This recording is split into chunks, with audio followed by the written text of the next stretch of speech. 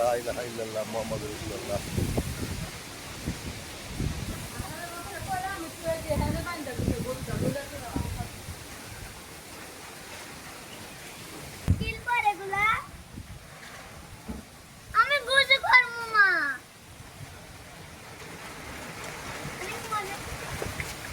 কাল বৈশাখী ঝড় শুরু হয়েছে।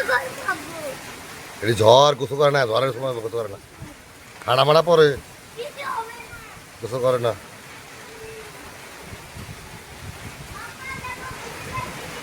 হ্যাঁ, ব্যস্ত চলে আসো।